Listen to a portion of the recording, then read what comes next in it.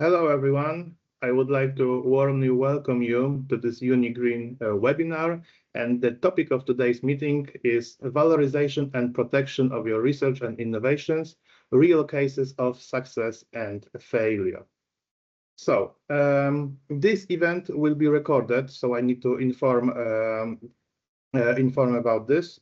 And after that, it will be uploaded into the UNIgreen YouTube channel, so you will be able to watch it again if you miss something. And please remember that you can use your chat box or at any time to ask questions. And after the talks, I will try to gather them and address all of them, so all the speakers can answer your questions. So please, if you have any questions, try to type them first before the end of the talk, so I will have more time to manage it. And my name is Chrystian Chomontowski. I am a researcher at the Department of Plant Physiology, Warsaw University of Life Sciences, and I am also part of the UNIgreen Alliance. I am one of the co-coordinators of Work Package 6, the Knowledge Transfer Society, and Ecology. So before we start, I would like to greet some of our guests. We have many great names with us today. First of all, I would like to welcome our leader and coordinator of Work Package 6, Professor Władysław Popov from Agricultural University of Plovdiv. Hello, Professor. We also have with us Patrick Gonzalez from SupBiotech from France, who is one of the coordinators of Work Package 3 and recently visited us here at Warsaw University.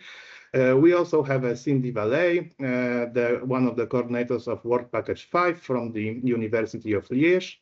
And also I would like to welcome Utra Mankasi from the Agricultural University of Iceland, who is the coordinator of Work Package 8. It's great to see you, Utra. And also we have Krystyna Oracz, who is also a member of Warsaw University of Life Sciences and is taking part in the UNIgreen Scientific and Pedagogical Council. Hi, Krystyna.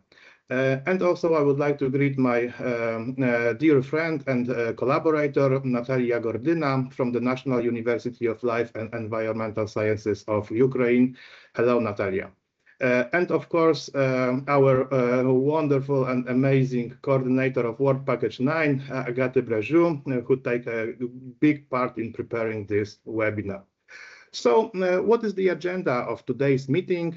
After the introduction, we will hear a topic from Alessandro Ulrici, followed by a very short Q&A session. We are doing this because Alessandro unfortunately needs to leave after 1 hour. So if you have any questions specifically to Alessandro, please ask them directly after his talk, and we will have a short session to address those questions. After that, we're going to hear 3 talks from Valeria Bergonzini, Stéphane Great, and also Chloé, Joly, and Audrey Magnin. And after that, we're going to do a longer quick Q&A session when we can ask questions for all of our speakers. And after that, of course, we will conclude and finish our meeting.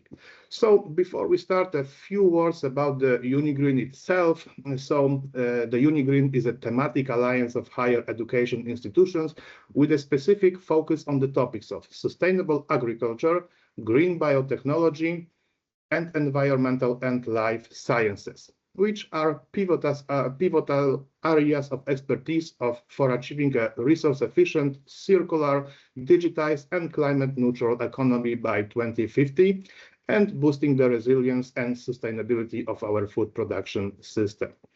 And we have 8 partners in our UNIgreen Alliance from all across Europe, who shares a common European vision, who values promoting excellence in education, research, and innovation, and are deeply involved in the sustainable development of their respective regions.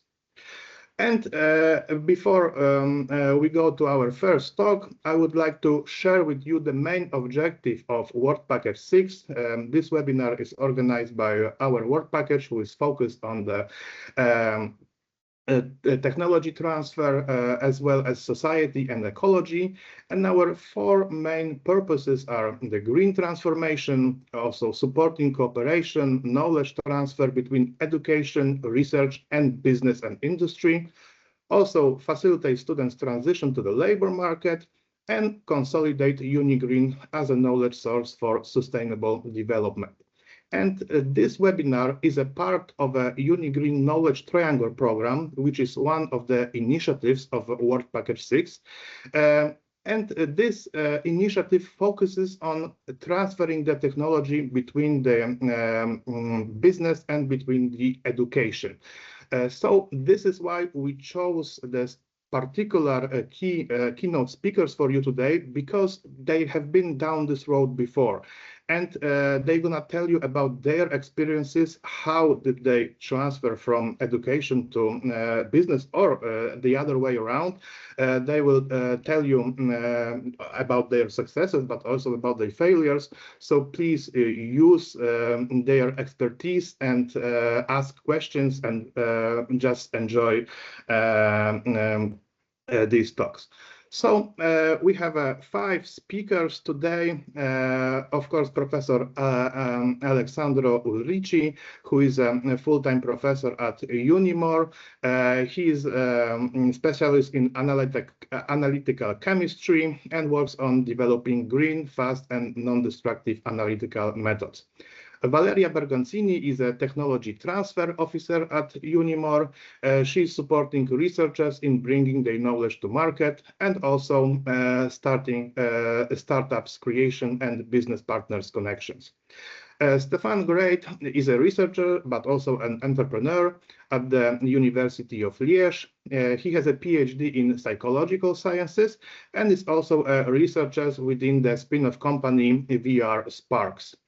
Chloé Joly is an European Union project manager. She is helping B4C members to access European fundings and also support their research and innovation products. And Audrey Magnin is an innovation manager, and she is responsible for technical animation on key enabling technologies for biomass transformation and bio-based molecules. So without further ado, I would like to give the floor to Alessandro, who will present our a case study, the path to reach the market along the idea, research product, prototype, patent, TRL increase, and valorization strategies. Alessandro, please. Thank you. Good morning. Thank you, Chrystian, for your introduction. I'm going to share my screen and my presentation. Do you see? Can you see this? Yes. Okay, thank you. So, good morning, everyone, and thanks a lot for having invited me for this presentation, and whose outline there will follow strictly the title of my presentation. That is, I will start from the original idea, and then I will follow all the path that led to patent, and then to a further TRL increase and valorization strategies. So, starting from the very, very beginning, about more than 30 years ago, I started my interest in the use of digital image analysis as a tool to describe the colors of food. Actually, the color of food is very important because it influences consumer decision in choosing what food. When you go, for example, to the supermarket to choose for fruit, you decide also based on the color of the fruit that you are buying. So this is very important also for the producers of food. But the visual aspect of food cannot be described by a unique color, like in the example of this apple that you can see. And therefore, digital images can help in describing all the color, in representing all the colors, because each area, each single pixel represents a specific color in a specific part. So this means that a digital image brings a lot of information about the color of that food. And I started working on it, in particular working on pesto sauce. I think that you will know this pasta sauce for Italian pasta sauce. And in particular, I was interested at the beginning in describing the different colors and also in quantifying the amount of each color in a sample. And therefore, I developed a method that starts from the image of the sample itself and transforms this image in a sort of signal that is a set of parameters of values that codify the color content within the image. And I call this cologram, and this can be somehow defined as a sort of a color fingerprint that characterizes the color of that image and therefore of the sample from which the image was taken. And then further, I applied this also to compare through colorgrams the color of different samples. And in particular, in the case of pesto sauce, I applied this in order to evaluate whether it was possible through image analysis by colorgrams to identify the samples coming from different producers, and we reached this result in this article that we published. I will show you all the QR codes if you are interested in the papers. And this plot represents that the different brands of pesto sauce, represented with different color, are separated from each other, where each point here, each dot, represents a pesto sample. So then we moved on and we applied this method also to characterize other food samples. And with regard to pesto sauce, we want to do a step further to perform quantitative image analysis. That is to develop, use colorgrams to quantify parameters derived from the image itself. And in particular, we focus it for pesto sauce on the pigments content, such as chlorophylls contained in pesto sauce, which is made also of basil, by the way, and the furfuritins deriving from the transformation of that kind of pesto during processing it. And also, we wanted also to test whether the image analysis performance was comparable or even better than the performance of the naked eye. And actually, we confirmed that using multivariate image analysis of colorgrams, that is, by evaluating these images, we performed better than the naked eye. And here you can see some calibration curves for color, chlorophyll, and green hue. That is, that we were also interested in predicting also parameters derived from sensory panels. And then we applied this approach of colorgrams to many different food samples to solve many different aspects and to phase them. In some cases, we were able to reach the goal. In other cases, we learned the limits of this approach. So it was very useful to train also us and to perform, to increase the performance of the algorithm and so on.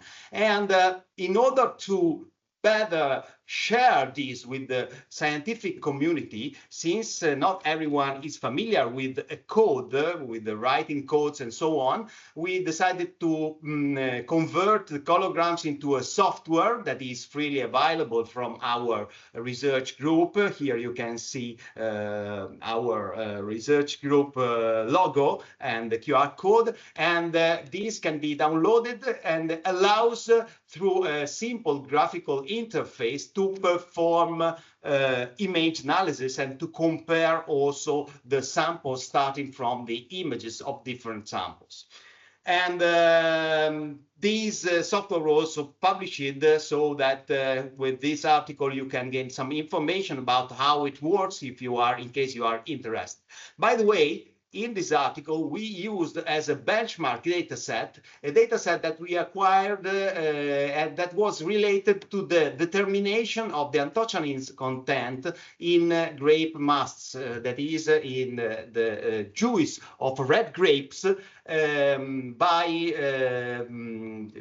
analyzing the images of drops of these masts from different samples. And we were able in this manner to evaluate the content of total anthocyanins. And we discovered that this was an aspect that was of particular interest for the wine producers, since it is very important to know the content of the anthocyanins in red grapes to define the optimal period for harvest. Then we decided to transform this in another research product that was a physical device devoted to a specific use. And we had this occasion within the Sostinovi project, which was funded by Regione Emilia-Romagna and co-funded by European Union.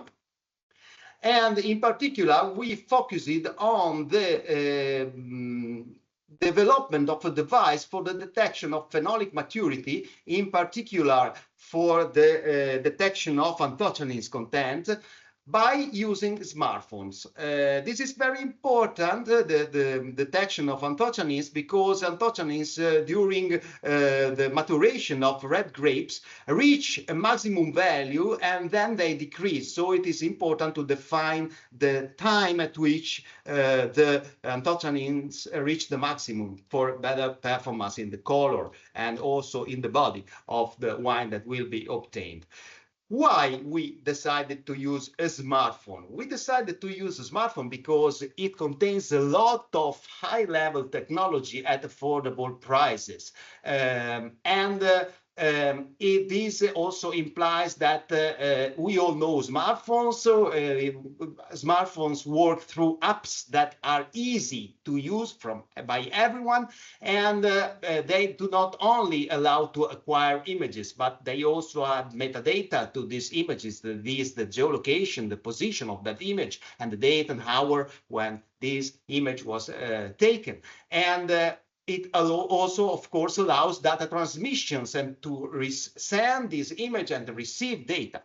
Therefore, in this, we thought to design a specific physical device, and we designed this with the 3D rendering that you can see here. And this device, I don't know if you can see me, this is the device. And this device includes a smartphone here on the top, and then a sample order where the grape berries can be put. Then it is closed, and in the inside we have a strip of LEDs and the standard color reference, so that it is possible in this manner to acquire images at standardized, controlled lighting conditions. That is very important to evaluate color having standardized lighting condition. Of course, we built a team where we were involved in particular into the device design, as you've seen, and in its realization, in the development of the image processing algorithms, of course, by using colorgrams, and then in using these colorgrams to create calibration curves to predict the reference analytical parameters of interest to define the anthocyanins content. And to measure these parameters, we had the help from the Food Chemistry and Technology research group of our university. Furthermore, we also collaborated together in the development of graphical interfaces with a private industry code that helped us to develop both an app and a desktop in the web interface to see the results of the evaluation. So what was in our mind the ultimate goal of this device?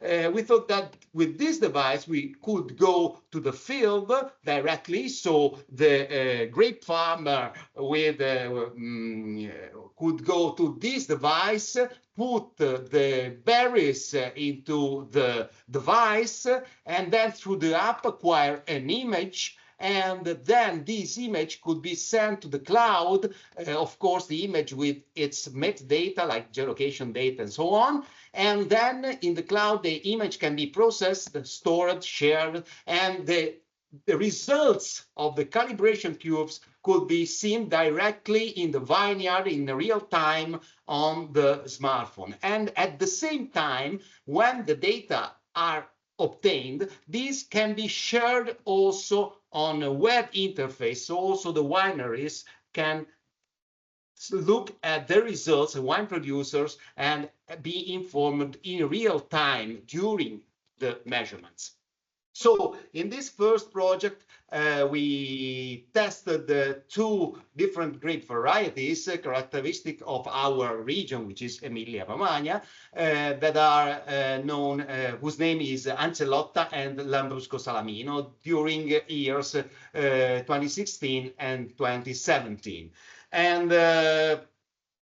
we collected a significant number of samples from horizon until harvest to cover all the variation of color of these images, and in collaboration with the Food Chemistry and Technology Group, we acquired 6 images of different aliquots for each sample, like this image, and on the same sample we performed analysis through UV visible spectroscopy and HPLC chromatography to define all the parameters that you can see listed here. That is general parameters, but also specific parameters to the single anthocyanins like delphinidine, chanidine, petunidine, peonidine, and malvidine. And so once acquired all this data, that is the images and the reference values that I listed in the previous slide, then the images were converted into the corresponding colorgrams, and these colorgrams, one for each image, were then used to create calibration models in order to predict the parameters of interest. And here you can see some of these obtained results related to total anthocyanins and malvidine, where in these plots the value measured experimentally in the lab is compared to the value predicted on a test set by our system, our calibration curve. That is the value that could be predicted directly in the field. So to do this, of course, we developed also a first version in this project of the app that allows to acquire data, receive the results of the analysis, and, for example, to see the location of that particular image to which the data referred. And this is an example of the first version of the web interface, which I will describe in its updated aspect later. So in this first Sostinovi project, we reached a good technology value and good results, but we validated this technology only in the lab. That is, we performed all the analysis and the tests at the lab level. So, however, we were very happy with our results, and so we decided that it was time to patent this device, and therefore in 2020 we obtained an Italian patent for our device. But at that time we knew that we had to go on to further improve the performance, and we were able to do this with the help of another project called Viteven, which was essentially focused on the perfectionating this device, and this was done with a team which involved us and the private public research institution dedicated to agriculture and food, Renova, and we continued our collaboration with CODES for the interfaces. But more important, we involved in this project also the 3 main wine producers of our region, and also very important producers also at the national level, in a way to collaborate with them and to test with them this device. And moreover, we also involved a lot of farmers that were trained to use the device, so that we had the possibility to learn also from them the criticities of the problems that arose, and in order to further improve the device itself. So in this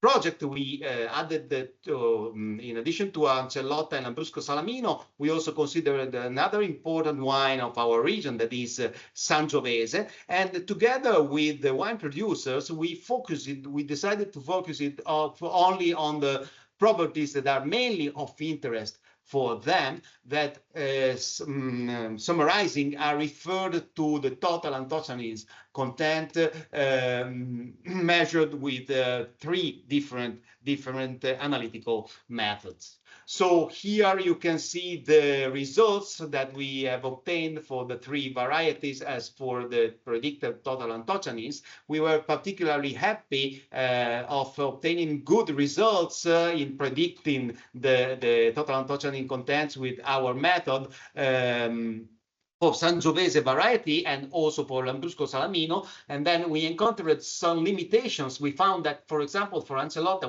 which is characterized by extremely high value of anthocyanins, so we then have worked in a way to improve this performance further to better obtain calibration curves. So with this project, we also had the occasion to learn from the errors in the first version. So we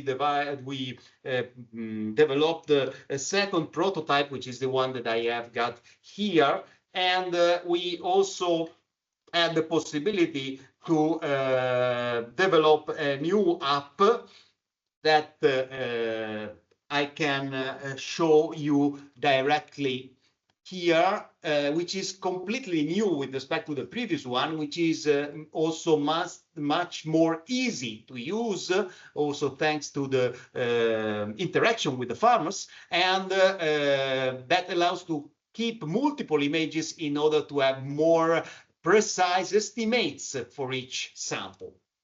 And also we improved the web interface that you can see here, where we can define date range, and once defined it, we can select a specific grade type, and then we can see both a map with all the data acquired, with all the positions of all the images that are acquired, and a plot reporting the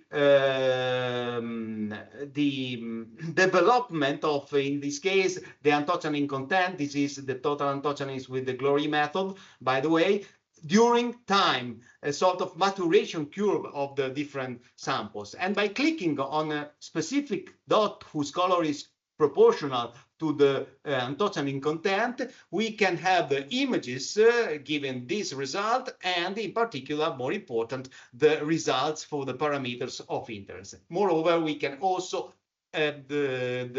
download all the data acquired and for further elaborations.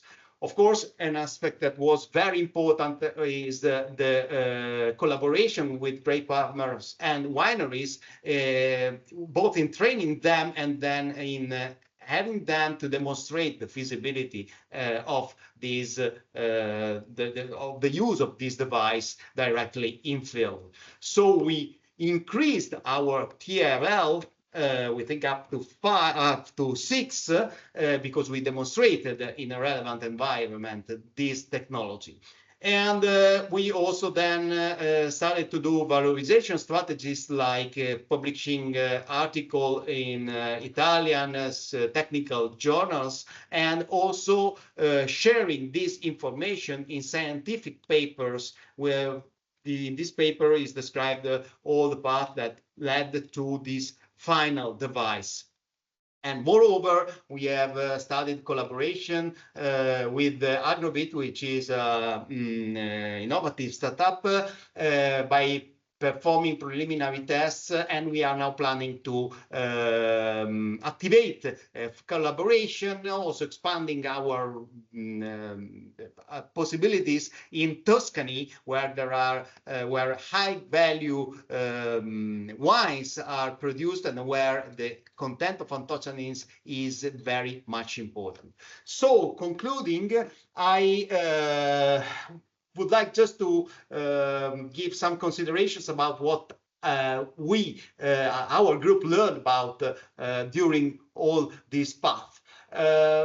First of all, if we have an original idea, it is better to test its effectiveness by trying to evaluate as many as possible different applications in a way to learn the limitations and the capabilities, the possibilities of our idea, of our first software, for example, in my case, and then focus on specific applications, focusing on what meets the market need. And then it should, in our case, a winning strategy consisted in transforming our original idea into a physical device that should have been as much as possible effective, easy to use, and economically affordable, that is cheap. Then we formed a team to apply for project fundings for technology transfer, and we built a prototype. Then we tested it, improved it, and iteratively we tried to test and improve even again and even again. And when laboratory tests gave us good results, then we decided to patent this device in order to preserve our intellectual properties. And after that, we were free to involve the stakeholders to further refine and also to disseminate this device. And I would like then to thank you for your attention. Thank you.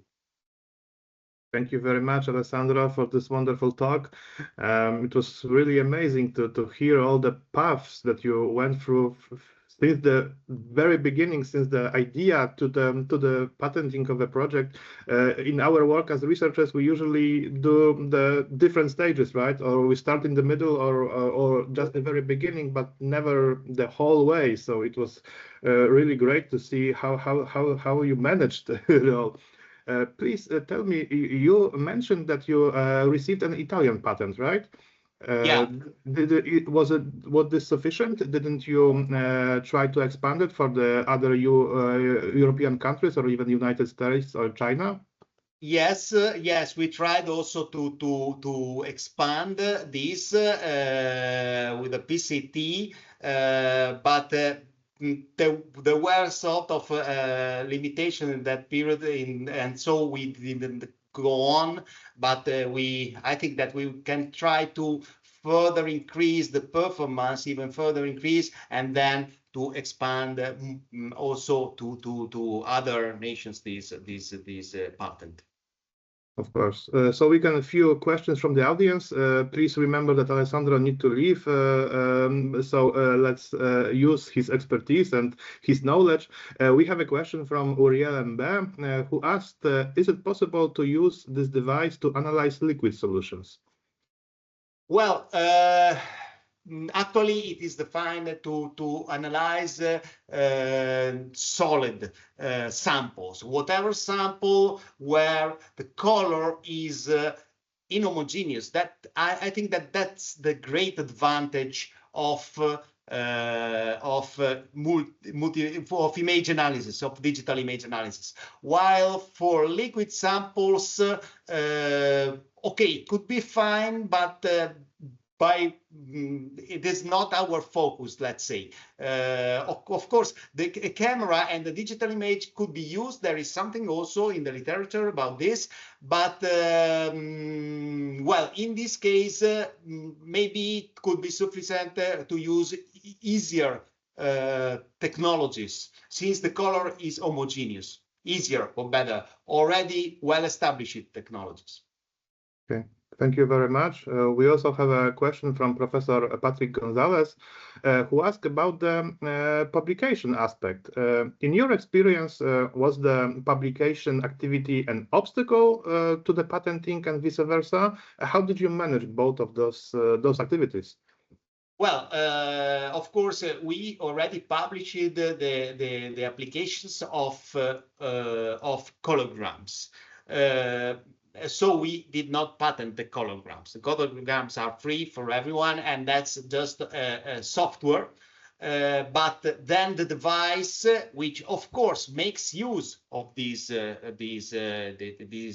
method, which is the core, let's say, of the technology. But however, colorgrams by themselves can do many things, but are not a device which is specifically devoted to that particular application. So we in the patent described that this technique was already published, but the device is the colorgrams merged with a lot of new and original aspects and methods that make the patent be a patent.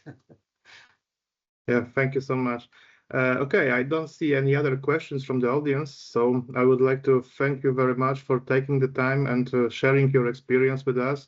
It was really an amazing talk, and we are very grateful to you, and hope we're gonna see each other on our next webinar, or perhaps even in person. Thank you very much, Alessandro. Sure. Thank you, Chrystian. Okay, so the next talk gonna be by Valeria Bergonzini, who will talk about the intellectual property right management and exploitation.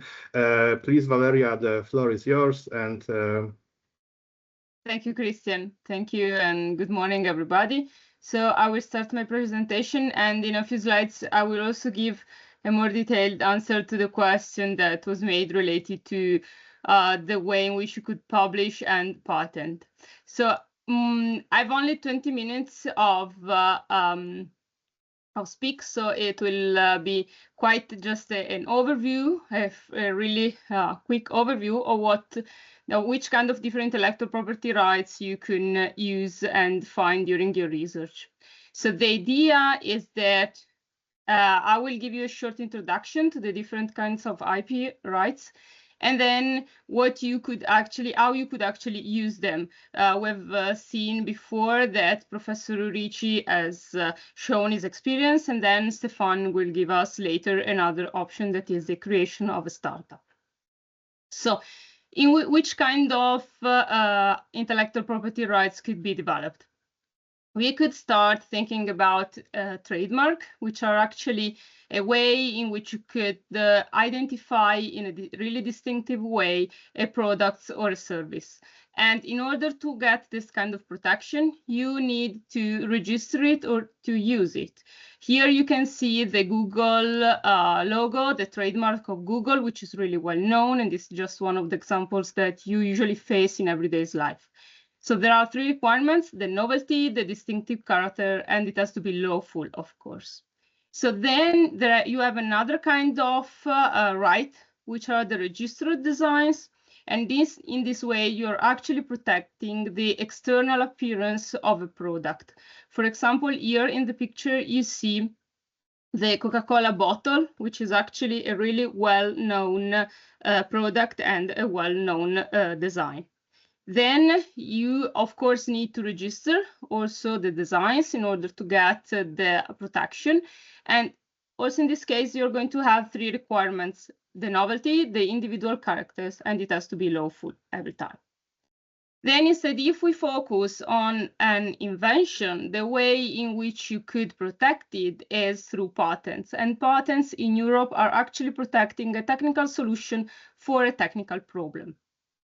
to get the protection, you need to apply for it, and the application will undergo an examination process in which there will be checked the fulfillment of 3 requirements, which are novelty, non-obviousness, and industrial applicability.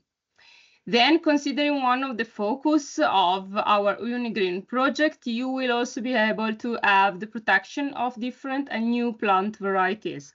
So the idea is that also in this case, we're trying to protect the new plant varieties that has been discovered and created, and you have to undergo through an application and registration process. And in this case, we're going to fulfill 4 requirements: the novelty, the distinctness, the uniformity, and the stability. Since we're talking about plants, you have, as you can see, you have specific requirements that are linked to the particular type of protection that you're asking for. Then there are 2 kinds of protection, which are kind of different because they do not require a registration or an evaluation process. The first one is the copyright, which is actually a way of protecting the original and creative artistic form of production. And the point is that you don't need to register it. It exists automatically, and it's going to protect an expression and not a mere idea, and the product as the original product has to be new. So we are talking about copyright as, for example, for publication, for creation of your mind. So, for example, also picture, photos, dramas, movies. The trade secrets, instead, it has, of course, not to be registered because you have to put a reasonable effort in order to keep it secret. Because we're talking about information that they have a value because they are not known to the public. So, of course, you don't have to register them, but you have to put all your effort to keep them secret. So the information has to be not known or easily discovered. It has to have an economic value just because it's not known. So the point is that it has an economic business value just because it's not known to your competitor. And you have to demonstrate that you put effort in order to maintain it secret. But the point I also wanted to show you is that all these different kinds of IPR could actually coexist in the same product. For example, if we think about a car, we will have patents that could protect the brakes, the transmission system, the suspension. You will have, of course, trademarks. In this case, for example, since I'm from Modena, you will have the Ferrari brand, the California brand, the Cavallino brand. You will have, of course, the design. We are actually protecting the car body shape, the shape of the lights. We are sure that there are going to be trade secrets that, of course, we are not aware of, but they're going to be for sure in the way in which maybe you take advantage of the connection of your different clients, your customers, or the way in which maybe you find the new spots in the market. And of course, there is the copyright for the software and also for instruction manuals. Focusing on biology, a kind of IPR was actually the protection through a patent of the PCR, so the polymerase chain reaction, not only on the reaction, but also on the enzyme that the Taq polymerase enzyme was actually patented to. So I've just made a couple of slides in order to give you an idea of how could you protect the results of your research. So for example, if you develop an anti-allergy sprayer, then of course you will have different kinds of results that you want to protect. So you will have, for example, the medicinal product, the compound that is going to be sprayed, the nozzle, the pumping system, the sprayer can, and then of course the brand name that could be, for example, Nebu Allerg, or the logo, the slogan, and of course all the advertising material and the domain name that you have to register. So thinking first of all on the patents, you could ask, for example, for patents for the active ingredient, so the molecule X that is going to be the actual molecule, the drugs inside your sprayer. The method of making it, so the way on which you're going to produce it, the chemical reaction. And of course, for this one, you could also think about the trade secrets, because in some way you could evaluate that maybe it's better not to have a protection that anyway is going to last up to 20 years, because after that, the patent is no longer available. But maybe you could choose to keep it a secret. And in this way, the protection is going to last almost forever, or at least as long as you can keep it secret. And the formulation could be patented too. So for example, you could say that it's a combination of an X drug with another ingredients or with other drugs. Instead, if we think about the device, the sprayer, you have the nozzle, and the nozzle could be patented. You have the pumping system that could be patented too. And you have also the sprayer can. So then for this one, you, for example, could register the design, or there is also the option for an unregistered design, but has to be used. And also you could ask for a trademark. If you think about the brand name Nebula or the logo, they all could be protected through the trademark right. And the same is for the slogan. Of course, instead for the advertising material, you will have the copyright, because you are talking about, as we said before, a product, an original product of your mind, of your creation. And of course, you will have to register the different domain name on the websites in order to be protected also from this side. So as you can see, you will have different ways of protecting your research through the different IPR rights that you could use. But of course, after you have created them, then you have to use them. And then what you can do. This is a slide mainly focused on patents, has been developed by European patents. It's quite old, but there are no new updates. And the idea is that what can you do actually with a patent? After you have registered it, of course, you can use it because you are protecting your products and processes. And this is the main goal. I mean, the reason why you usually start filing a patent. And the idea, especially if you are a company that owns a patent, the idea is that you're going to increase the turnover and the profits of your company. And in the meantime, you could also attract investors because you are an innovative company. Then, instead, if you are a company, or for example, for us, we are an academia, if you cannot develop it inside, of course, you could search for another company to which you could do the licensing process, which means that you're going to allow someone else to use the invention that you have developed in order to bring it to the market. The cross-licensing instead is a particular process that is actually usually used by companies, and in which they decide, two companies, for example, it has happened with Tesla and the electric car field. Tesla has decided to put in common, to make available for other companies some of their patents, its patents, in order to speed up the process of innovation in this field.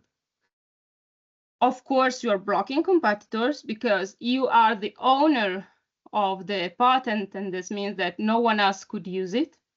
You are building a reputation, of course, if you are a company, but also if you are in university, because as we said before, it's kind of a similar way of attracting investors, because you are saying that your company or university is really strong in research.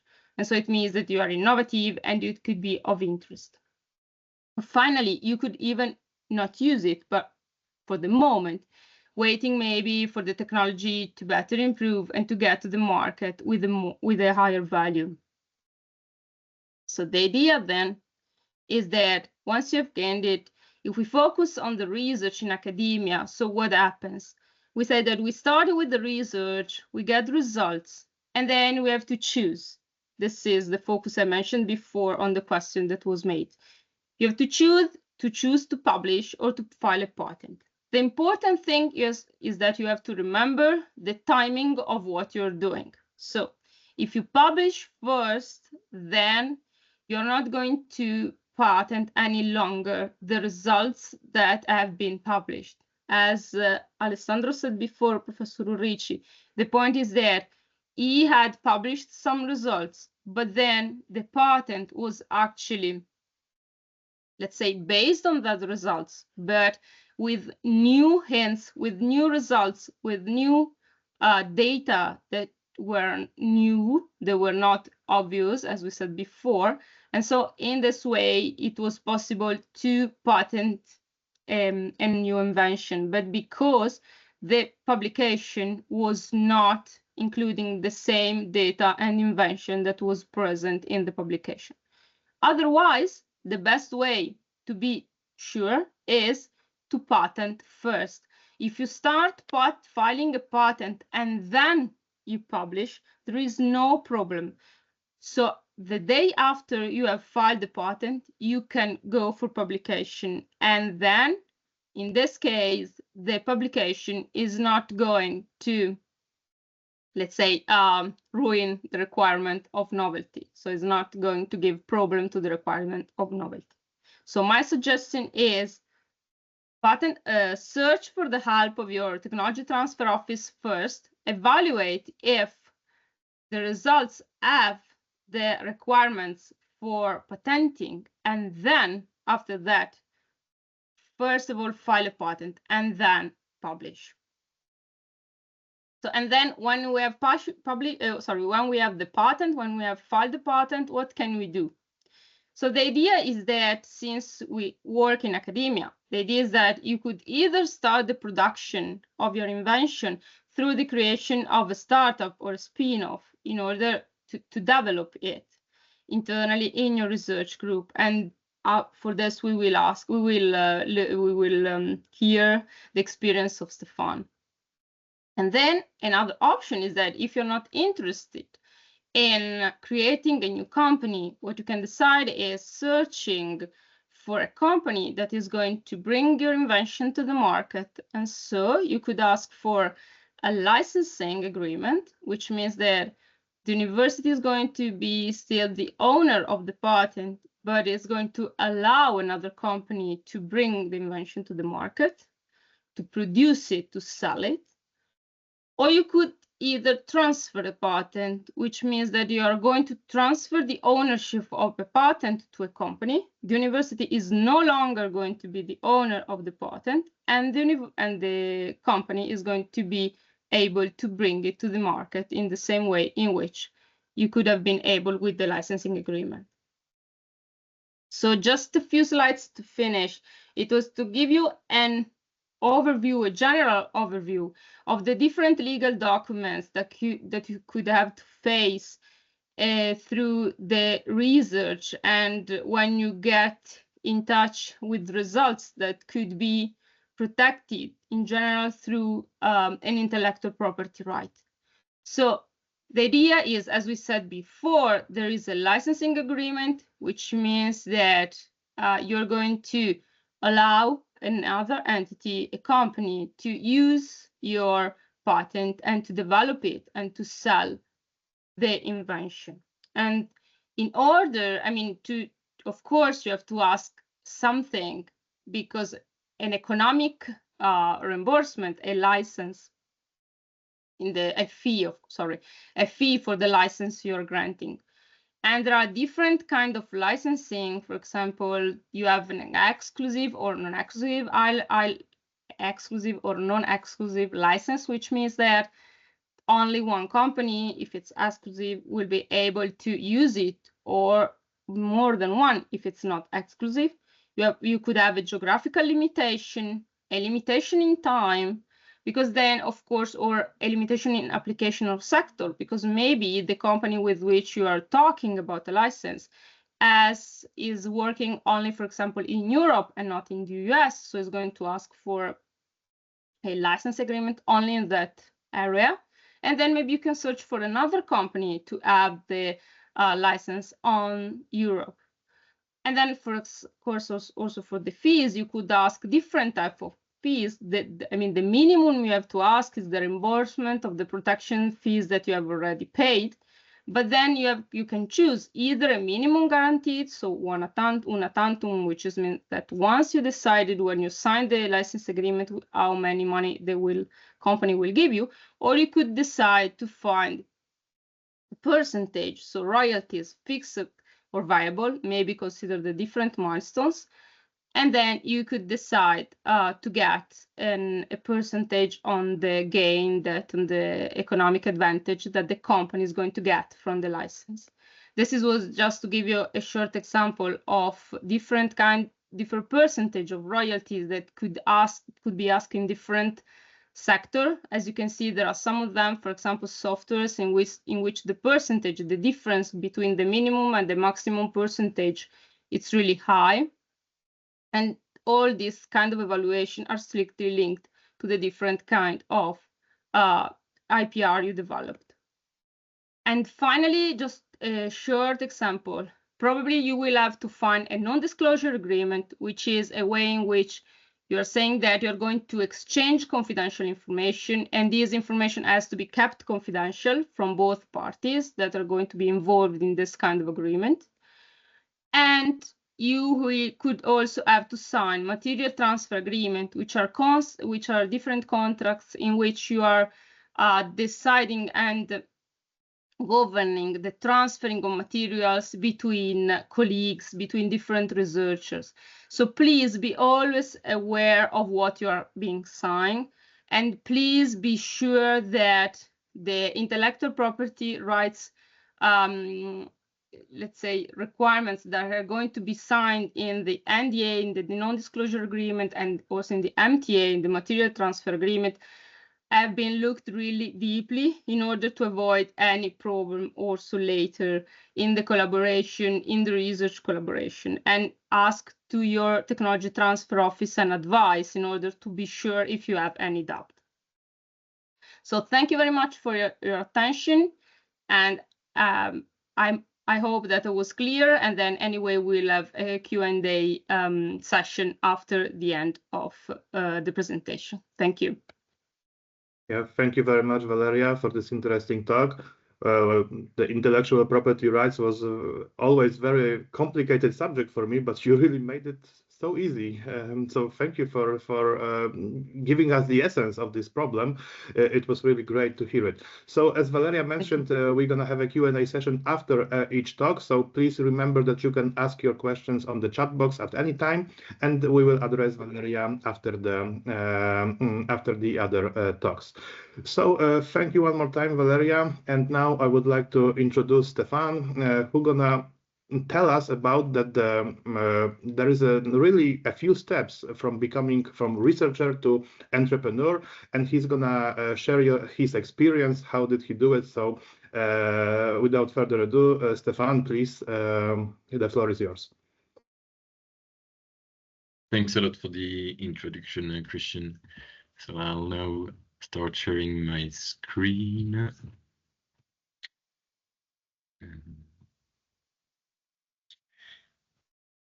And so a lot to the organizer to give me the opportunity to present a bit of my story, in fact, as I kind of mutated from researcher to entrepreneur.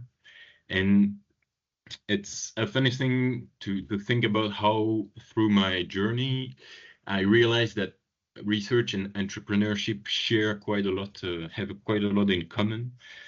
And one of the simple things is to think that when you are a researcher, you make hypotheses, you test them, you get your results, and then you try to achieve a nice publication. As an entrepreneur, you also make hypotheses, but your hypotheses are more directed to the needs of a market you want to target. And you test those hypotheses. I think I can provide a solution for this or this other problem, and test the hypothesis within a market to see whether your assumptions are right and whether you can build a product, build a business around a problem solution fit you try to achieve. So just to introduce a bit my background, so I started my study in psychology in 2006, and I afterwards did a PhD. And my research was about space perception, and more specifically about the embodiment of that space perception, because we don't, space around us is not just floating things, it's how we inhabit these spaces that we perceive space. And we don't necessarily perceive the external space, but we perceive what our brain is producing with our vision or sensory inputs, but it's also related to our actions. And so just to give you an example on how when you perceive space, you base yourself on your body representation, is when you go back to a place where you went when you were little, you go back as an adult, and things have somehow kind of shrinked, things appear smaller. And it's not because the world changed, it's because your body changed, and your body is kind of this anchor to space perception. And so I got, during my PhD, interested into VR technologies, because it allowed me to kind of test these hypotheses for the link between perception and action. And what we did at the time was to manipulate body proportions. So we were extending participant arm lengths and measuring how it affects space. So that's a bit how I fell into at the time, the Oculus headsets, and started to grow expertise into virtual reality, which I believe has great potential in many, many areas, and I'll present a few of them. And so afterwards, I started a new project after my thesis. It was not anymore in psychology, although I kept on using some of the expertise I've developed earlier. And on that project called Orvamu, which was for virtual reality tools for urgent medical aid, the aim was to create scenarios in VR for the training of ambulance personnel. And then after that project, we submitted the first spin-off, which is a special kind of funding, allowing researchers to keep on the development and the research they are doing, but also to start the business development. And so to try to extract and valorize the product of research and confront it to the real world, may I say, to test whether what you developed in your lab during your research can bring value to a market, to customers, to users. So I'll explain a bit more that process later. And so obviously I was well surrounded. It's very important to have partners that can either support your research or give you access to your market or to your users. And so the research I conducted was in the HEPL, which is the high school of the province de Liège, and the CECOTP, its associated research center, which is specialized in the cooperation of technical and pedagogical means. And so it was a good fit for our project, because our aim was to make a bridge between immersive technologies and medical simulation. We were funded by Walloon region.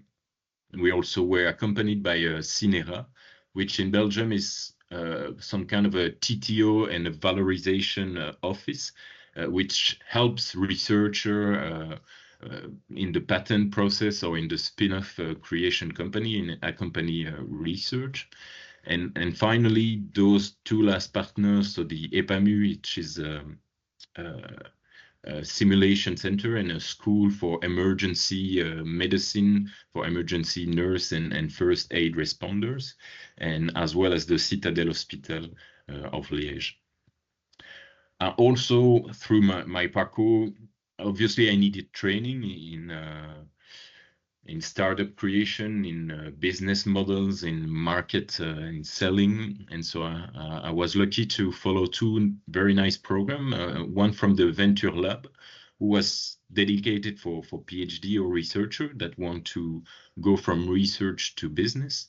And I also participated in another program called We Are Founders, which is a training in different phases. So first, building up your ideas, your projects, and then trying to go to market, and finally also some advice on pitching, raising funds, and all the administrative steps to create a company. And so just to introduce immersive technology and the use in healthcare, I'll give a few examples before showing what we developed. For example, VR is quite widely used for relaxation, stress diminution, or even pain relief, in the sense that some not so heavy procedures can be done not with the sedation of pills and substance, but with a virtual hypnosis or virtual sedation, which VR can place people in a state of distraction and relaxation, which is quite efficient. Others use it for patient and therapy in psychological domain. For example, the fear of planes, the fear of spiders, the fear of closed space or heavily full of people places. And so VR can expose the patient to his fear and do some therapy about progressive exposition. Another use is also with physiotherapists who use VR to gamify in some serious game to allow the patient to be re-educated and find after a brain stroke, for example, but to do some exercise of visual motor coordination with the gamified assistance of VR. And other use a lot of VR apps. I mean, myself, I lost a bit of weight at some point because I did some trainings in VR, and it is quite widely used for fitness application. But what I'm most interested in is how VR can improve simulation trainings. I think those two pictures can nicely illustrate how training, simulating, doing exercise is quite vital in many topics. Here it's quite clear you prefer that your pilot in the plane says, oh, it's my first time, I never did any training, or same for a medical team that if they did not practice before, it's better that your first time is on a virtual patient than on a real person, obviously. And so, as I said, our first project was called Orvamu, and we were lucky to participate into some exercise, into simulation of catastrophes with many different victims, with the police, firefighters, and medical corps collaborating to help those patients.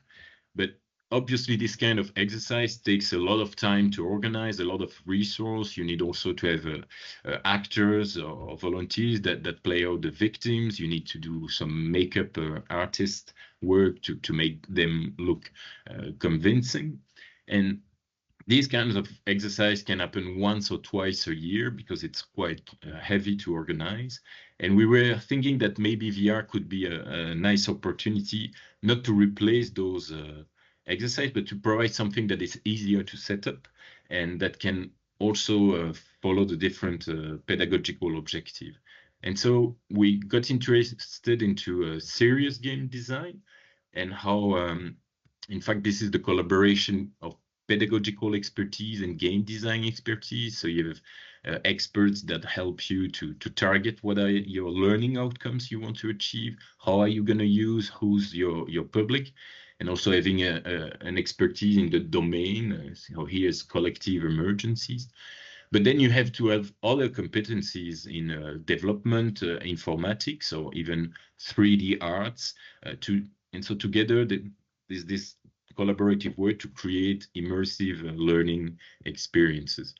And so in our case, for the ambulance trainees, we wanted to help them work on the START system, which is a triage that takes place in emergency where there is a lot of victims, and depending on different parameters, it defines how fast the victims are evacuated.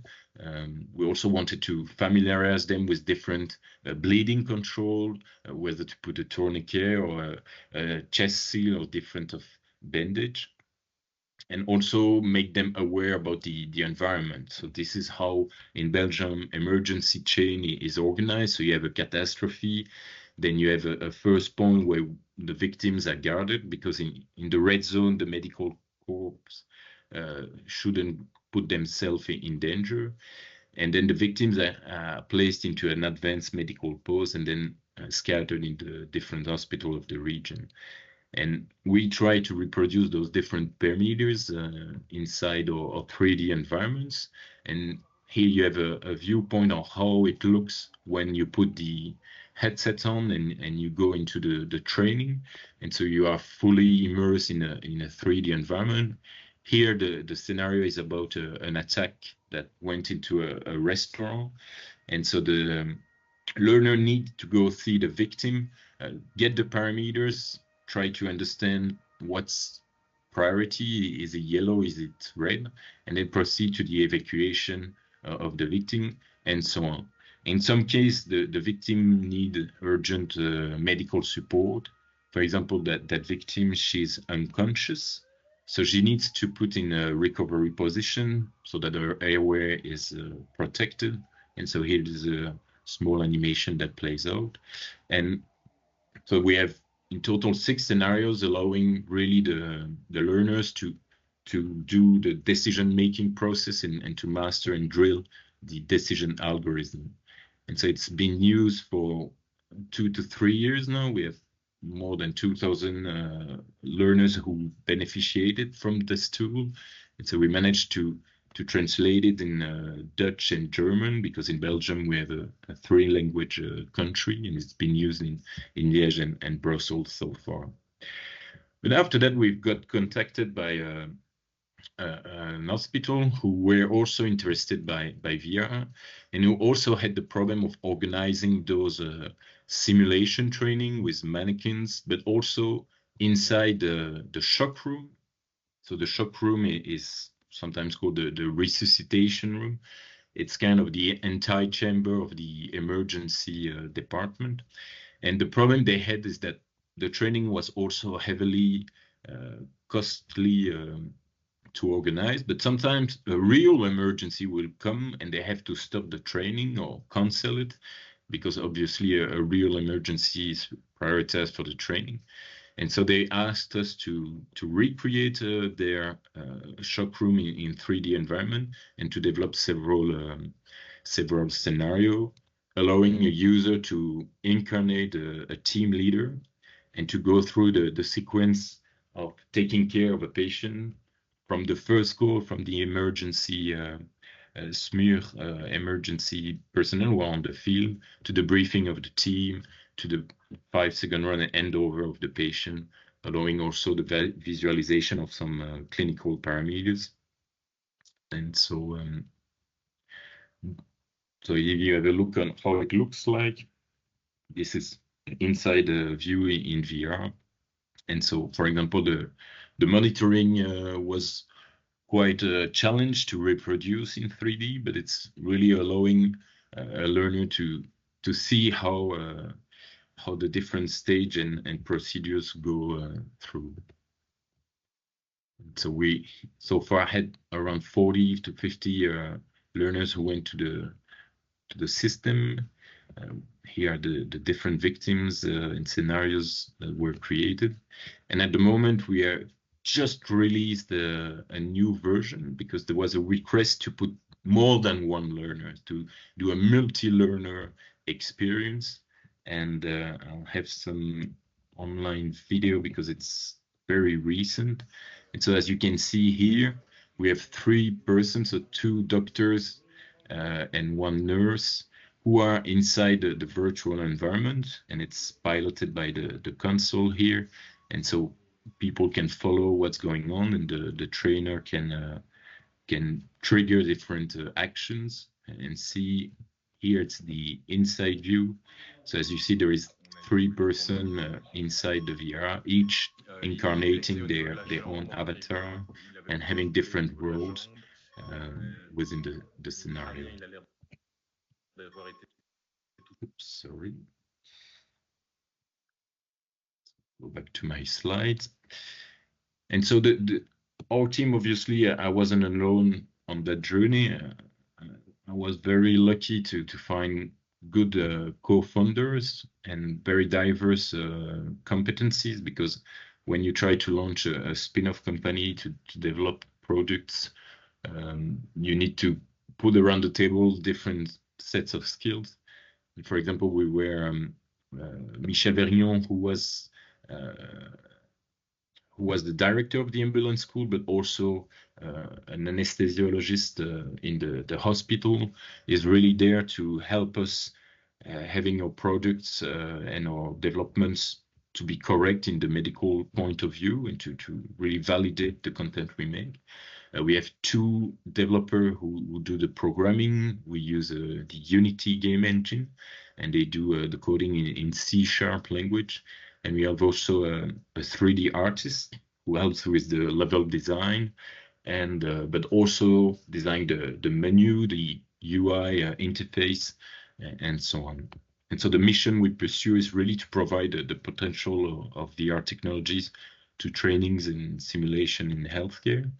And I'll finish my presentation maybe to some advice or tools that to me were quite beneficial and that helped me to plan or to see at what stage I was. And probably one of the earliest advice I got was get out of the building, get out of your lab. It's important to meet with your user that might become customers in that part of the person you are serving with your solution. And so really go and test your hypothesis with on the field with your users. And so one good book that tried to explain this is the Lean Startup Approach that has about 10 years old now, but trying to have a very quick loop between building a prototype, building a solution, but trying to build it quickly, to have a small demo so that you can measure the impact of your demo, of your prototype with your user. And they will help you learn a lot by giving you feedback, by telling you we would need to have a multi-user experience because one trainer for one learner is not a good ratio. It would be the best to have one trainer for 5 learners. And so that's why in our case, we developed the multi-user solution. Another big classic is the use of the business model Canva to try to see, okay, who are your partners? In our case, there was the CECOTP, the HEPL, the Walloon regions and the hospital we worked with, and how with what you do and what resource you have, you're going to create value, you're going to create a solution. And this solution, you can propose it to different customer and how you have your relations, how you reach your customer, and having this photograph of how you develop your solution, how you approach your customer, but also what does it cost you have for such activities and how can you generate revenues by providing gifts to your customer. And so sometimes we zoom into the value proposition in the customer segment, trying to really have this product market fit or problem solution fit. And so getting to know your customer, your user, trying to have personas, knowing what is the job they need to be done. So in our case, our users are the trainers. The job they have to do is to train people. And so what we do is we give them a gift. We give them a VR solution to put in their hands, and so they can put the learners into different situations and help them achieve the learning outcomes. And also you need to see what makes their life difficult, what is a pain for your customers, for the jobs to be done, and how can you reduce those pain. Often is how to reduce the cost they need to put forward to achieve their job. Or sometimes it's very complicated to organize something, then you make it simpler, you make it more easy. And you can also increase the gain, improve by doing some gain booster. So usually diminishing the pain is even more efficient than augmenting the gain. But this is very well explained into this book, which is focusing on value proposition design. Another useful tool, because because we talked a lot about TRL, so technological readiness level. In this tool, they also mentioned the commercial readiness level. And so it's a free online tool. I left the web page here. But what is interesting, so I'll zoom in a bit, is interesting is you can place yourself onto different axes. So let's say I have a prototype which is operating. So I have a demonstrator which work in the lab. What I need, I started validating the market. I went out of the building, and so it's to see really at what stage you are. But what is also interesting in this matrix is the action to take button, which is going to help you to reach an additional level, and so to reach a better maturity on how you approach your customer, or how your technical developments responds to those, and so the further you go in, you start your sale plan, your first sales, then you have a sales funnel that goes well. So it's quite an interesting tool that, if you're interested, I invite you to consult. And obviously, funding is also something that was quite important in our journey. There's a good book called Slicing the Pie, trying to explain how if you make a very big cake, then everyone will find an interest that if you try to make a small cake. So the idea is it's better to have 70% of a big company than 100% of nothing.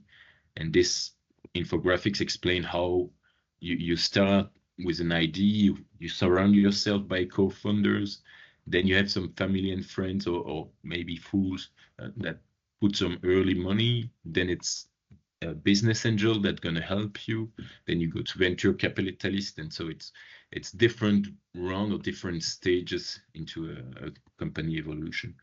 What is important as well is surround yourself by investors that don't only put money. So it's great to have money, but it's also surround yourself with people that can give you advice, that have some financial expertise or selling skills expertise, and that can coach you and help you go through your journey. So I thank you a lot for your kind attention. I'll be glad to answer the questions in the Q&A session afterwards. And thank you very much. Thank you so much, Stéphane, for this wonderful talk. It was really nice to see how did you transform an idea into the whole spin-off company. Well, usually there is a lot of problems with spin-off companies because people have not only lack of funding, but also they don't believe in themselves, or they have administrative problems, or they just think it is too complicated. But as you showed us, it can be done by surrounding yourself with good people, and also get out of the building. I very much like that. I stick into my mind, and I will remember it. So thank you one more time for this great speech. And of course, you can ask any questions for Stéphane, and we will address them during our last talk, which will be performed by Chloé and Audrey, who are gonna talk about the B4C activities. So ladies, thank you very much, and the floor is yours. Thank you for the introduction. Can you see my screen? Just 1 minute. Yes. Okay. So thank you for the introduction, and thank you to the organizers for the invitation this morning. So I'm Audrey Magnin. I'm innovation manager at Bioeconomy for Change, and this morning I will be with Chloé Joly, who is a European project manager. So I'm a former student from SupBiotech with a partner from of the UNIgreen program. So I'm particularly happy to be with you this morning. So for today's presentation, first we will explain to you who we are, then what we do, and finally we will give you examples of innovation projects. So who we are. So compared to the previous talk, we will totally switch the area because we are a French cluster dedicated to support innovation in bioeconomy. So what is bioeconomy? So it's the transformation and valorization of renewable resources. So what we call renewable resources is what you can see at the upper part of the slide: aquatic biomass, agricultural, forest biomass, but also new resources, for example, insect or biogenic carbon. So then this biomass is transformed by physical, chemical, or biotechnological process to address different markets that you can see at the bottom of the slide, such as food and feed for sure, but also bio-based molecules and materials and bioenergies. So our cluster is mainly settled in the northern part of France, in Normandy, Hauts-de-France, and Grand Est, but we have members everywhere in France, and also a lot of activities at the European level. Just to give you more information on who we are, we don't have facilities, we don't have laboratories and so on. What we do is organizing events, providing advice, and communicate on bioeconomy. So our daily commitment is around the 4C model, that is climate for sure, but also citizens, competitiveness, and connection. Sorry. So we are a network. We today have about 500 members that are startup companies, SMEs, large industries, but also research laboratories. And what is really important for us is to have members all across the value chain, from field, for example, agriculture cooperative, transformation of the resources, but also actors that are directly linked to the final consumers. It's the case, for example, for cosmetic industry or food industry. So here you have a few names of our companies from our networks. For example, McCain, Bonduelle, or Bell that are food industries, BASF or Total that are chemists. So you can see that it's a really broad range of companies. And we can also rely on a rich technical environment. So in this slide, you have a research laboratory, but also scale-up platforms that are really important for bioeconomy. We are involved in 5 areas that are presented here. First, bioresources.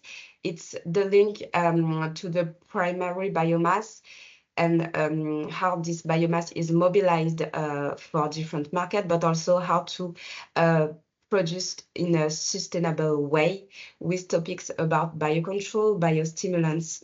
So here you can see all the topics that are addressed in this area. Then food and feed, for sure, it's the most important market for biomass with beverage, sweet and savory, and so on. And the topics are around novel proteins, dietary fibers, and other topics. For my part, I'm in charge of the bio-based molecules and related processes. The goal is to develop new molecules that are bio-based, that are safer, and that will address different markets such as cosmetics, pens, inks, pharmaceuticals, and so on. An area about bio-based materials, much more for transport, construction industry, packaging, and it will be mainly natural fibers and bio-based polymers. And finally, the bioenergies, with topic about biogas, biofuels, and all the bioenergy that you can produce with biomass. So now you understand better what are our areas, then I will tell you what we do. So we have service offer for members, but not only. Our core activity is about innovation projects. So when you innovate, there is a risk because you are the first structure to work with this innovation. So to de-risk your activities, there is an innovation project that can help you having public funding. to support the development of your innovation. And our goal at B4C is helping you finding this public funding for the development. So in this slide, what you can see is the innovation project pathway. So at B4C, we can intervene at each step of the life of the project. First, on the project design. So we have monitoring tools such as a scouting platform to give new elements to our members. And also we organize events such as technical webinars, workshops or conferences that will bring new ideas to the innovators. Then, and it's the main part, it's the project structures. So we can help our members identifying a relevant funding program at different levels that are regional, national, or European. And the other important part of our work is to find partners thanks to our network. Just a few words about the collaborative project, because most of the projects we address are collaborative. And if I take the example of bio-based molecules, what the advice we give to our members is to have in the consortium both the supplier of biomass in order to secure the volume that you will need to produce the molecule, and your future clients, because it is a risk to produce this new molecule, but for your clients, it will also be a risk to use this new molecule. So they have to de-risk the use of this new molecule by being involved in this project and work on the new formula, for example, for cosmetics. So it is really important to be supported by both supplier and future clients. For the project structure, we don't write the proposal, but we work with consulting companies that are really skilled for that. We can offer critical review by reading the proposal and give you some advice to modify and have a better proposal. And then for the follow-up, we can give visibility to the project during our webinar or events, and then valorize the results. So we, as I said, we do that for the at the national level, but also at the European level. And Chloé will detail these parts just now. Yes, thank you, Audrey, and good morning, everyone. So yeah, to complement the innovation pathway process, we have a dedicated team in B4C focusing on EU funding programs, because as you know, the European Commission offers many opportunities for funding research innovation.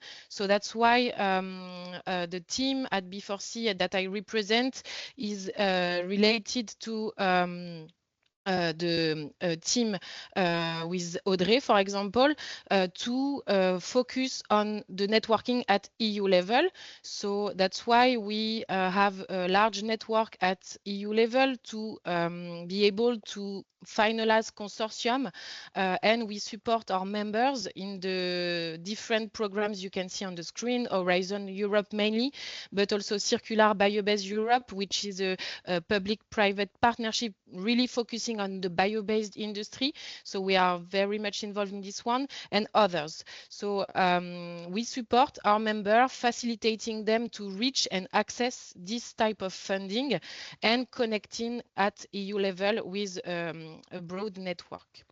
The next slide represents the several associations in which we are participating and involved, just to maintain this network updated and to connect with EU actors that have the same issues that our members have, and to share the topics on bioeconomy, bioindustry at EU level. So you can see just an example of association at EU level. B4C is involved to represent the network. To make the link with the topic of today's webinar, we have a dedicated action for the valorisation, because for EU projects in which members of B4C are involved, we can propose to enter and to join consortium to endorse the role of leadership of communication, dissemination and exploitation activities. As a network, as a cluster, we have developed the capacity and the ability to perform communication and dissemination strategy for EU projects, and we can easily connect the project to our French network and also EU network. So that's why we are engaged in 12 EU projects at the moment that are on different topics, and that Audrey and myself will develop just after to explain to you and illustrate the different topic of the bioeconomy in which we can act. So at Bioeconomy for Change, we have other services than the one dedicated to innovation. This one is for startups, for bioeconomy startups, because we help with public funding, but there is always, or at least often, a need of in-kind contribution. It means money that are already in the company, and for startups, it's a real challenge to find private investments. So we have a club of an investors club with 16 active members that you can see here. So that's much more for early stage startup, and for late stage startup, we also help them with industrialization and financing. What I would like to mention also is that in our network, we have a lot of scale-up platforms that are really involved in the increase of the technology readiness level, specifically for biotech projects that needs a lot of expertise and skills for the development. So in between laboratory and industrialization, all these startups can help the innovation projects. Yeah, we also have service that is strategic consulting in bioeconomy that can provide two types of service. The first one is personalized competitive intelligence, for example, by making tailor-made newsletters or a creation of customized databases. And the other one is about strategic innovation studies. Parallelly to the public funding, there is a need of market studies to understand what will be the market, for example, for bio-based molecules, a product supply strategy. They also work on technology scouting. This is tailor-made services for all members and also for other bioeconomy stakeholders. So Chloé, to conclude on the last service we wanted to show you is the service on exploring new opportunities, not only at national level but international level. We offer our members, but not only, you can participate in this type of event at international level to benefit and explore opportunities of valorizing your research and innovation through international conference. That's why B4C is involved in several organization committees of conferences on different topics of the bioeconomy, and also organize exploratory missions each year, depending on the location and the needs. The next one will be, for example, in USA next year in Boston, focusing on biotechnology. So that's why we organize a delegation. We propose to our members to bring them and access to networking opportunities at international level. Another activity is the organization of one conference ourselves, which is BioKet, each year on key enabling technologies. So this conference may interest you and is open to anyone, not only B4C members. And the next edition will be in Brussels in March. And during 3 days, we have several presentations, plenary sessions, short talks of startups, for example, to present around the topics of key enabling technologies for the bioeconomy and the bioindustry. So we wanted to showcase you this opportunity that may interest you to join. You can see on the right that several companies, very known companies are involved and will be there to present and to network with innovators. So the call for abstract is still open.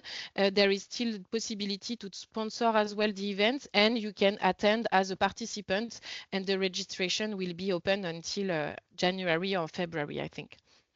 So this is the last service we wanted to show you around valorization. So this is a panel of services that contributes to helping our members to valorize. We are a facilitator of the valorization of innovation.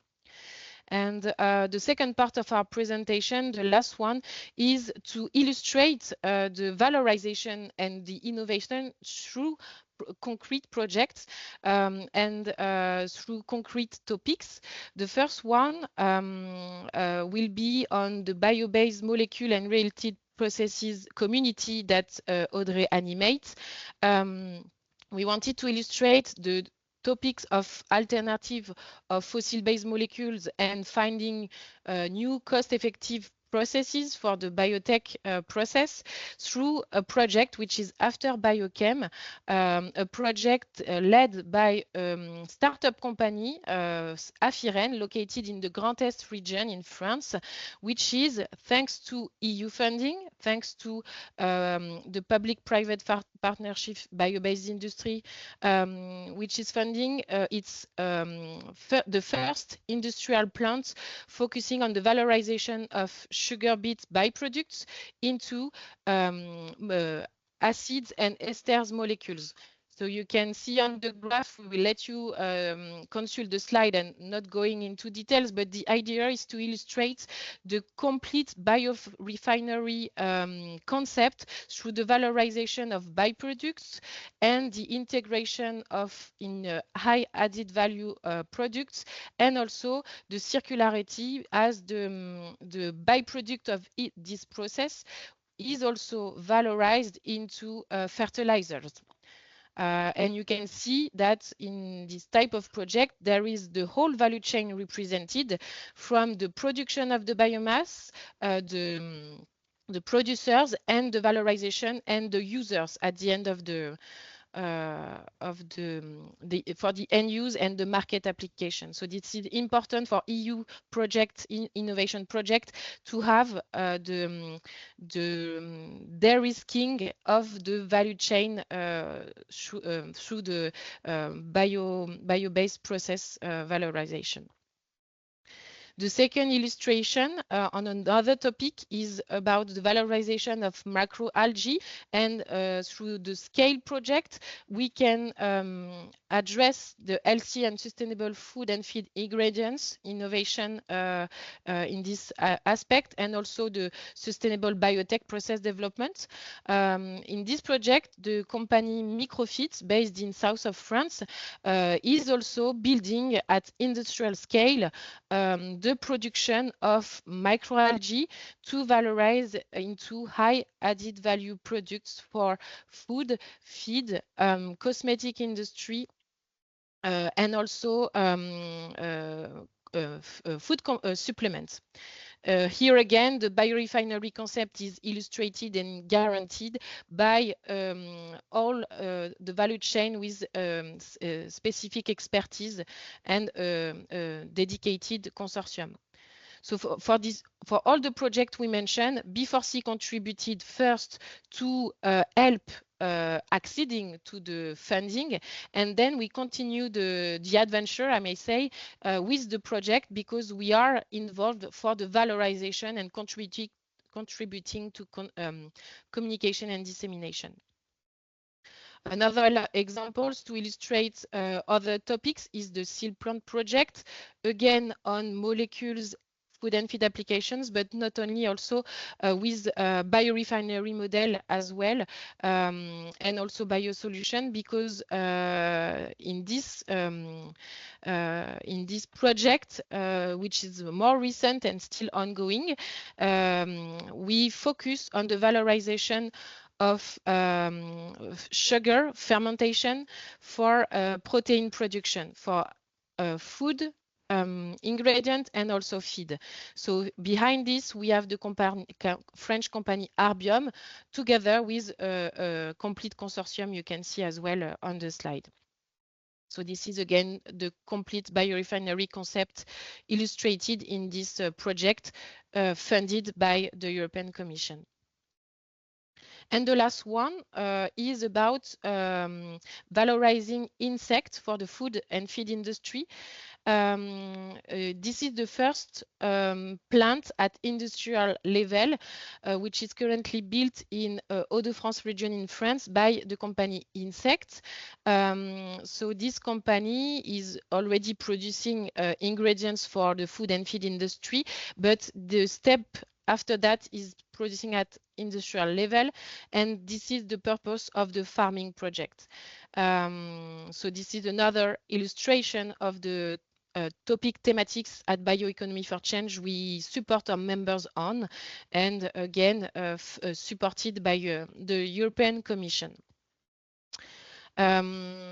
Last project I will present before leaving the floor to Audrey is about materials, because the valorization of biomass can also be integrated in bio-based materials. And in this new project called SushiNect, the hemp fibers will be valorized into composite materials for several end-use applications for the wind turbine energy materials, and also construction and building sector. This is a step behind. It's not at industrial scale, but demo scale. So in real prototypes, in real environment, they will show, thanks to hemp fibers and bio-based resins, which is a second big aspect, they will go on this development starting a few weeks ago. Audrey, I leave you the floor to finish with 3 last projects. Yes, 3 last projects, just to illustrate other aspects that are really important for us. This is on the life cycle assessments and on the evaluation of environmental impacts, because for members during making bio-based products is really important, but showing that the environmental impacts are lower than fossil-based products is the core of the development.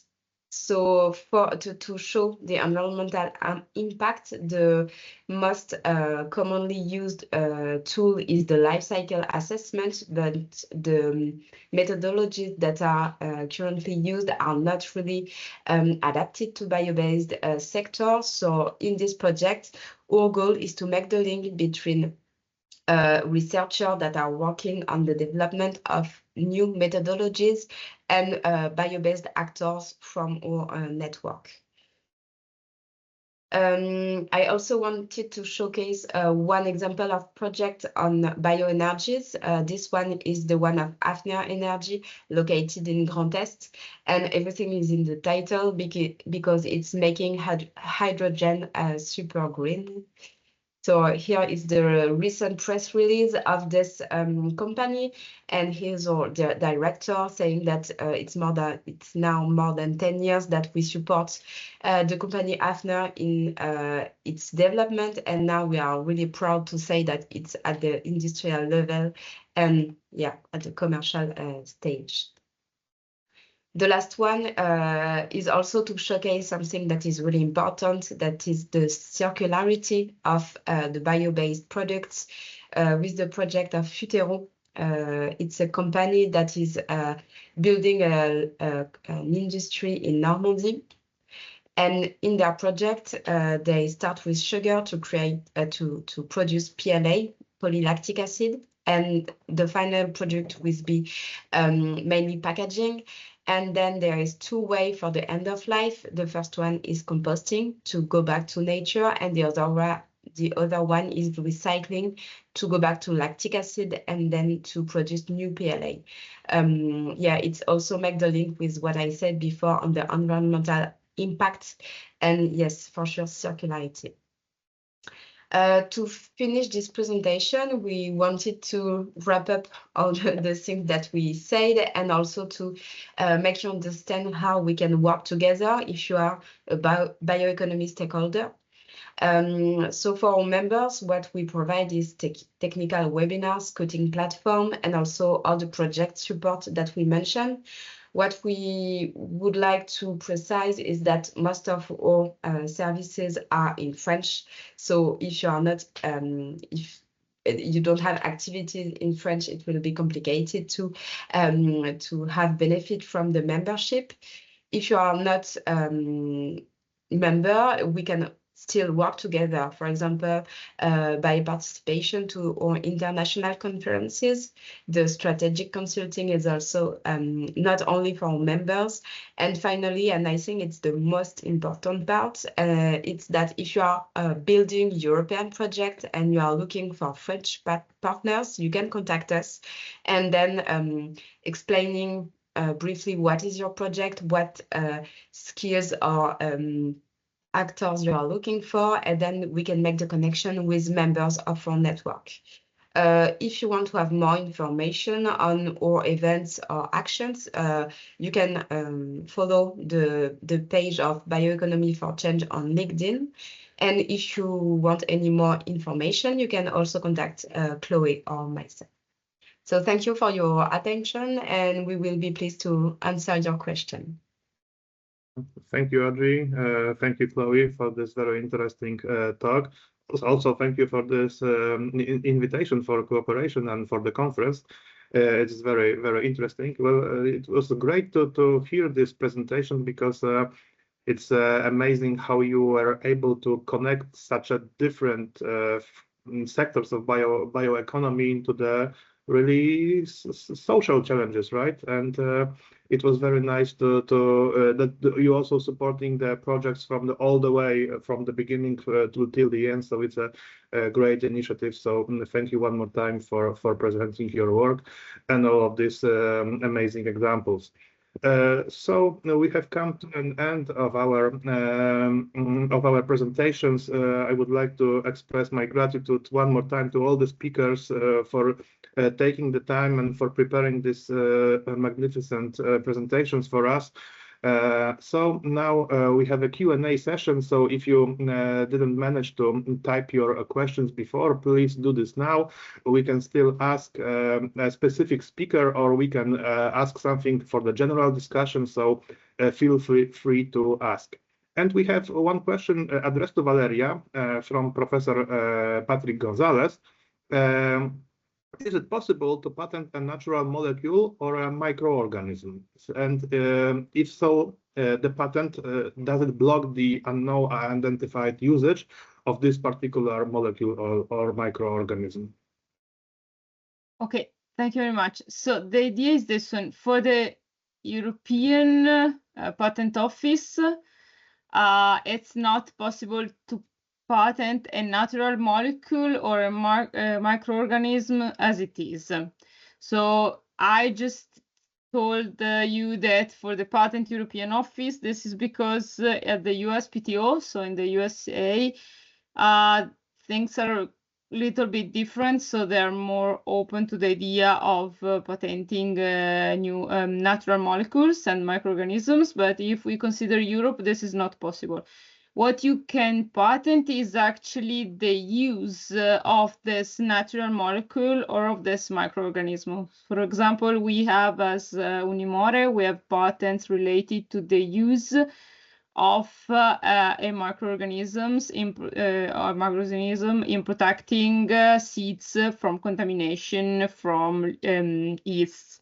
So this means that actually it's possible to patent the use of it, but not the microorganism per se. Then the second part of the question was, does the patent block the unknown usage? No, because when you actually file a patent, you have part of the patent is structured more or less like a publication. So you have an abstract, you have a description, which more or less explains the situation, the state of the art. And so the scientific situation in which you are dealing, and then you have the claims.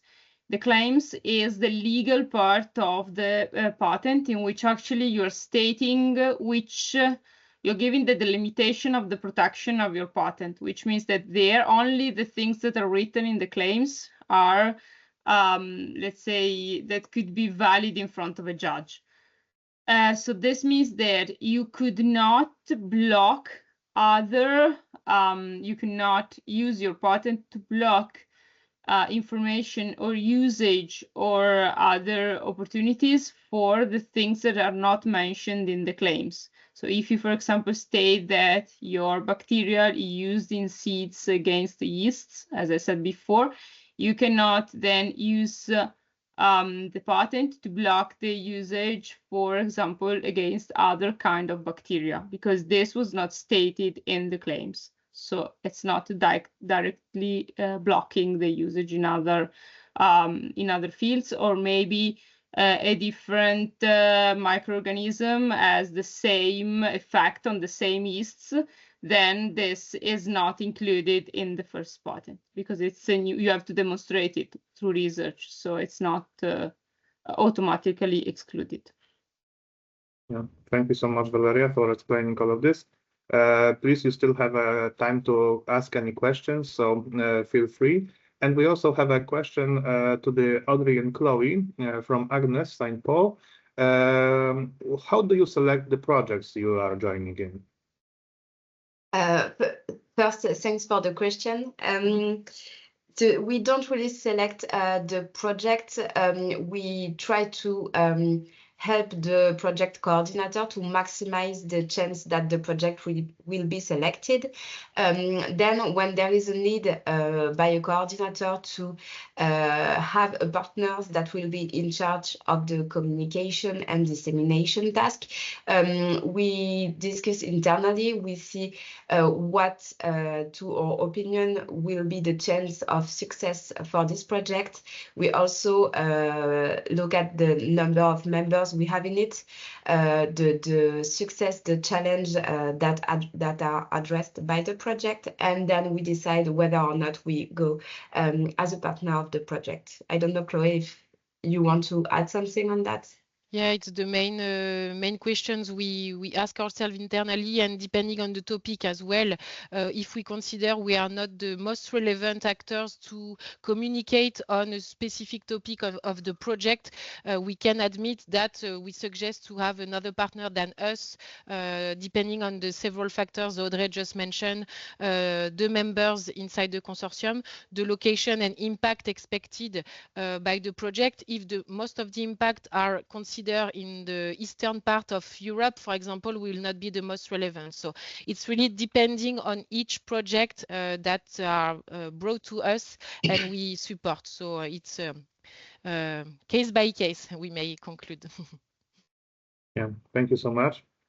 We also have a general question from Professor Popov, who asked, what is the major challenge to the university TTOs or TTOs for setting up a spin-off or spin-out company for better valorization of the accumulated knowledge? And what do you think, who should approach the partner first?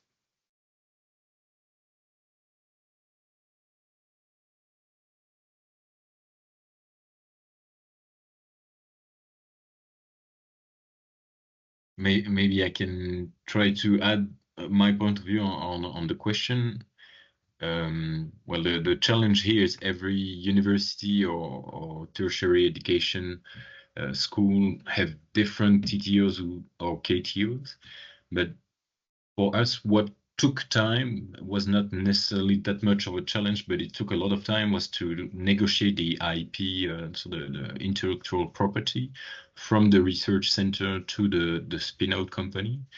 And so why it's a challenge is that you need to try to do that the earliest possible, but obviously at the beginning of the project or at the end of the project, the IP and the valorization is not at the same level. But it's important that very early on in most spin-off convention plan that at the beginning of the project, there is already an agreement between the research center or the university, transfer of intellectual property to the spin-off company. And it's kind of a whole negotiation process. I think that as a researcher, you have the know-how, the knowledge, and I mean, usually the project cannot continue without the main researcher or the main actor. So without the individual, there is no spin-off. And so it's a first argument that is quite strong to say, well, anyway, if I don't go, if I don't jump, probably the story will stop, but it's not always the case.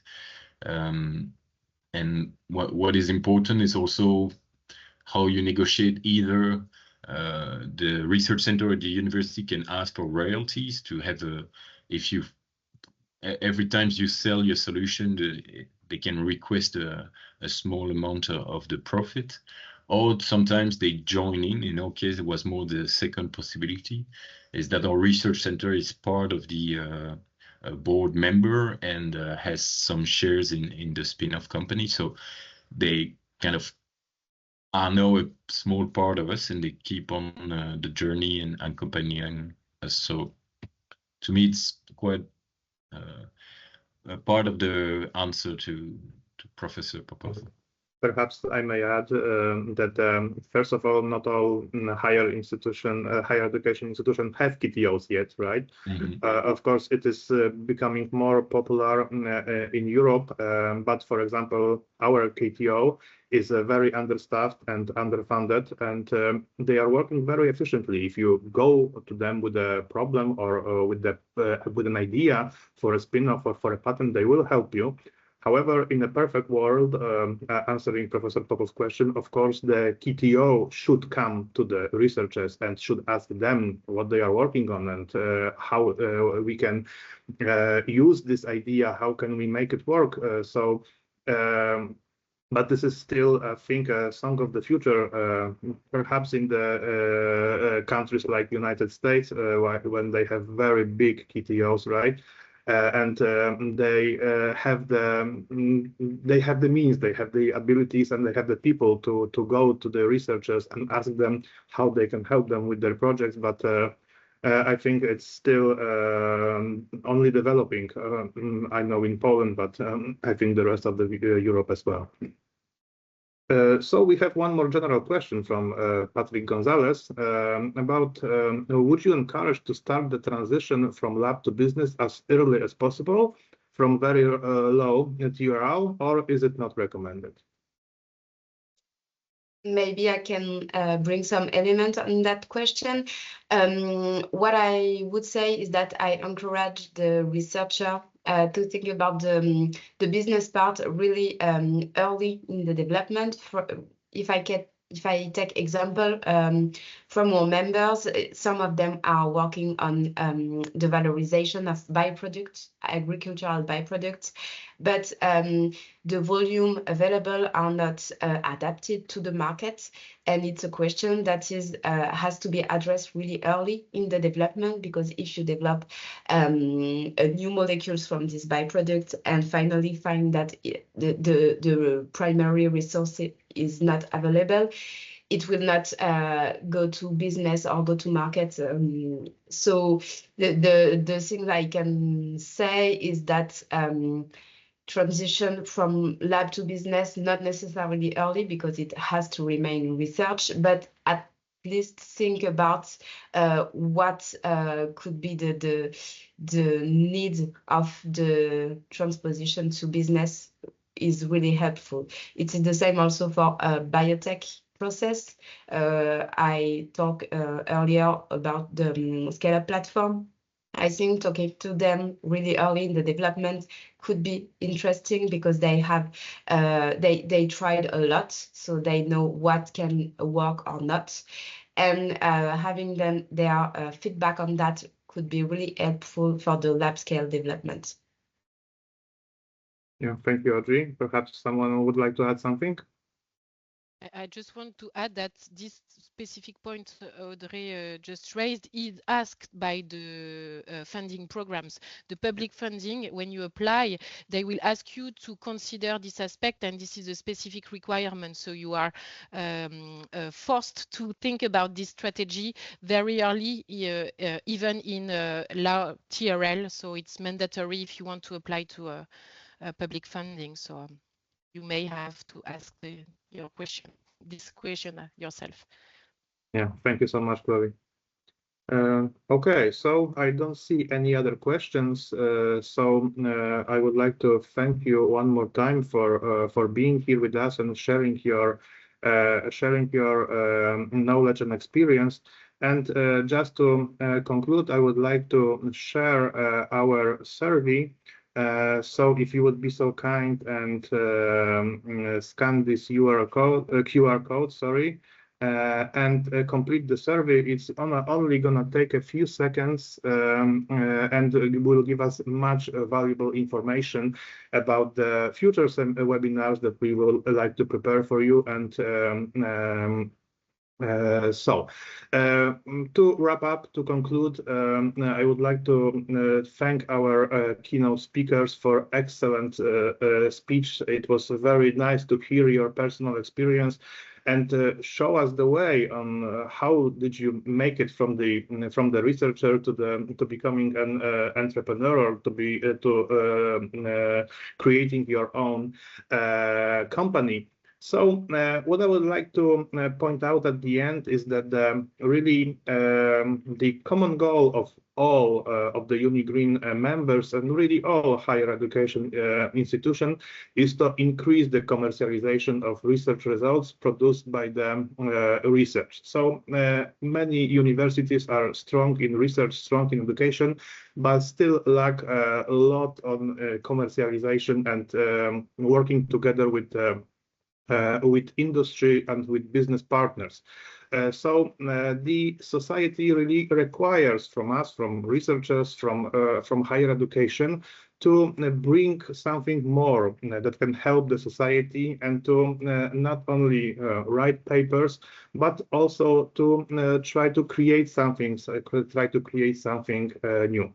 So when we were doing our green strategy, we were preparing the document for the UNIgreen Work Package 6. It was called the UNIgreen Green Strategy. We constructed a special survey that was called the Green Transition Survey, which was sent to not only researchers, but also students, also our business partners, after doing the SWOT analysis of all of these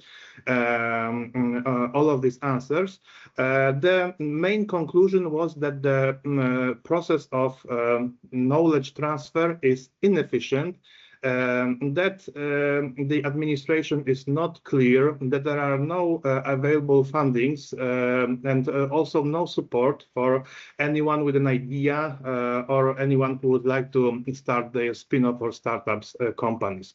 So this is why we did this webinar. We asked people who went down this road, who already been there and now could share their experience from being a researcher or being an administrative worker, but also people from private companies or spin-off companies, to show you that this is not necessarily such a difficult thing, and it can be done. And thank you one more time for showing us the way. So I don't know, perhaps any one of you would like to say a few words for our viewers, please feel free.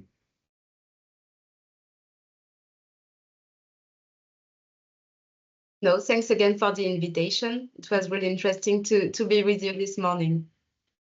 Thank you. Yeah, join Audrey by saying thank you to the organizer for this very well prepared webinar, and I hope that our experience and our presentation can help people launch themselves and get out of the building. Thank you very much also from my side. So it was really interesting, and maybe we will see, as you said, Chrystian, next time on the next webinar, or maybe in person. Yeah, thank you, Valeria. Please one more time try to complete the survey, which will give us a lot of information about this webinar, and also thank one more time for our speakers for their amazing talks. And I would like to remind you that this meeting was recorded, so if you missed something, you can always watch it on our UNIgreen YouTube channel. It was amazing to host all of you here, and it was really a great pleasure to moderate this discussion and to run this meeting. And of course, huge thanks to Agathe Braju, who organized this meeting for us and helped us all along the way. So thank you one more time, and all the best. Thank you.